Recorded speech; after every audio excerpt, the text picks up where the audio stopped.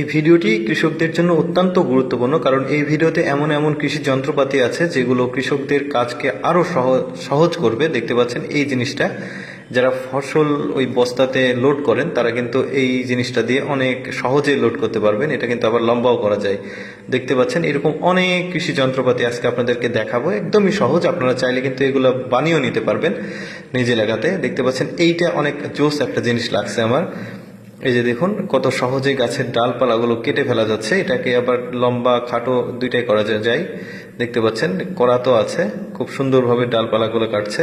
আরেকটা জিনিস দেখায়, এটা হচ্ছে সেচের সময় কিন্তু এই যে পাইপ যেটা আছে সেচ পাইপ, এটা কিন্তু জোড়তে কৃষকদের অনেক সময় লাগে। দেখতে পাচ্ছেন একদম অনায়াসে খুব সহজেই কিন্তু এটা দিয়ে জোড়ে ফেলা যাচ্ছে। এরকম আরও অনেক কৃষি যন্ত্রপাতি আপনাদেরকে দেখাবো যেগুলো বাড়িতেই কিন্তু আপনারা বানিয়ে নিতে পারবেন। লেদে গিয়ে লেদে যারা কাজ করে তাদেরকে দিয়ে বানিয়ে নিতে পারবেন। এই যে দেখতে পাচ্ছেন ভুট্টা কত সহজেই কিন্তু মানে সব সরিয়ে ফেলা যাচ্ছে, ভুট্টাগুলো কমপ্লিট করা যাচ্ছে, যেটা এমনি সাধারণ হাত দিয়ে করতে গেলে কিন্তু অনেক সময় লাগে।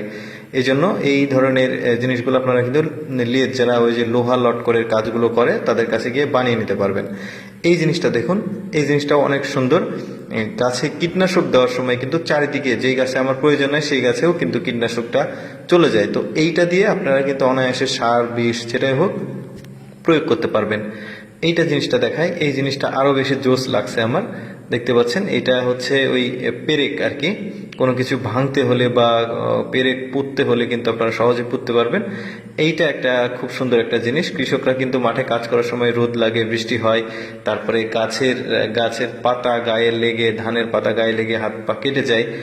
এটাতে কিন্তু এই পোশাকটাকে কিন্তু খুব ভালো একটা পোশাক, এটাতে কিন্তু আপনারা সুরক্ষা পাবেন। এরপরে যেটা দেখাবো সেটা হচ্ছে বীজতলা তৈরি করার জন্য কিন্তু এই ধরনের কৃষকদেরকে পলিথিন দিতে হয়। এই পলিথিন দেওয়াটা একটু ঝামেলার কাজ। এই জিনিসটা যদি আপনারা বানিয়ে নিতে পারেন তাহলে কিন্তু খুব সহজেই এইরকম পলিথিন দিয়ে এই পলিথিনগুলো বীজতলা তৈরি করতে পারবেন।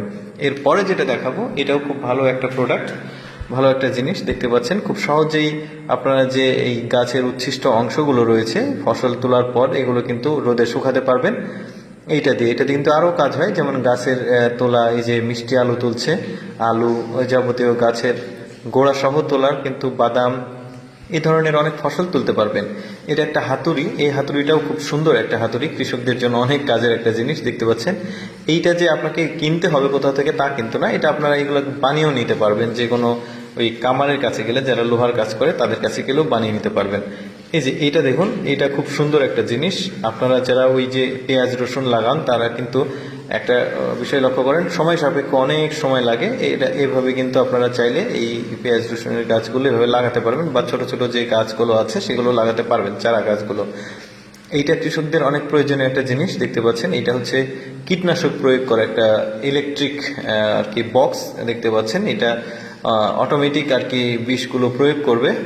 এই যে দেখতে পাচ্ছেন, যদিও বাজারে কিছু কিছু পাওয়া যায়, বাট এটা কিন্তু একটু বেশি উন্নত মানের।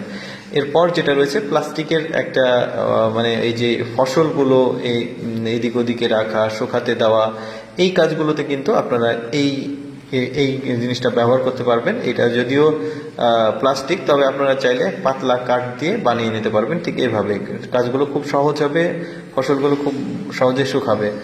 এটা হচ্ছে লোহার, এটাও আপনারা বানিয়ে নিতে পারেন। ওই যে জমিতে নিড়ানি বা জমিতে চাষ করার পরে কিছু আবর্জনা থেকে যায়, গাছগাছালি থেকে যায়, ওগুলো কিন্তু খুব সহজে, গ্রাম্য ভাষায় এটাকে নিড়ানি বলে, এই কাজগুলো আপনারা করতে পারবেন খুব সহজে, এটা বানিয়ে নিতে পারবেন। এরপরে যেটা রয়েছে এটা হচ্ছে কৃষক সহ সবাই এটাই ব্যবহার করতে পারবে। এইটা এরকম একটা চাকা, এই চাকাটা কিন্তু লেদে গিয়ে আপনারা বানিয়ে নিতে পারবেন। লেদ মানে যেখানে লোহার কাজ করে, গ্রিল বানায়, বেলকনির গ্রিলগুলো বানায়, সেগুলো তাদেরকে এই ভিডিওটা দেখালেই কিন্তু তাদেরকে বানিয়ে দেবে আপনাদেরকে। এইটাও খুব সুন্দর একটা জিনিস। এটা ফসলের ভেতরে যে এই যে দেখতে পাচ্ছেন ভুট্টা, এই যে ভুট্টাগুলো পড়ে যাচ্ছে আর যে ময়লা আবর্জনা এগুলো কিন্তু ওইটাতে থেকে যাচ্ছে, এটাও খুব কার্যকরী একটা জিনিস। এটাও কিন্তু আপনারা বানিয়ে নিতে পারবেন।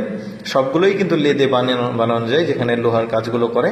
তারপরে এই যে এইটা ওই কাঠের জিনিসটা দিয়ে কিন্তু অনেক সমস্যা হয়, আপনারা কিন্তু লোহা দিয়ে, এটা এভাবে পাতলা লোহা দিয়ে এভাবে বানিয়ে নিতে পারবেন। মানে এগুলো তো আমাদের বাংলাদেশ, ভারত, এগুলোতে কিন্তু যারা ফসল উৎপাদন করে, চাষ করে, বিভিন্ন করে, তারা কিন্তু এগুলোর বিকল্প ব্যবহার করে যেগুলো সময় সাপেক্ষ হয়। তো এগুলোতে কিন্তু খুব সহজে করতে পারবেন আপনারা। এইটা দেখুন, এটা কত শক্তিশালী একটা জিনিস। লোহা দিয়ে আপনারা চাইলে এইরকম করে পানি নিতে পারবেন, যে কোনো গাছ লাগানো থেকে শুরু করে ড্রেন তৈরি করা বা অন্যান্য কাজে কিন্তু আপনারা এই জিনিসটা দিয়ে খুব সহজে কিন্তু কাজগুলো কমপ্লিট করতে পারবেন। এরপরে যেটা দেখাবো সেটা হচ্ছে বসার জন্য একটা মানে চেয়ার। এটা খুব সুন্দর একটা চেয়ার, আপনি বসে কিন্তু যে কোনো কাজ করতে পারবেন।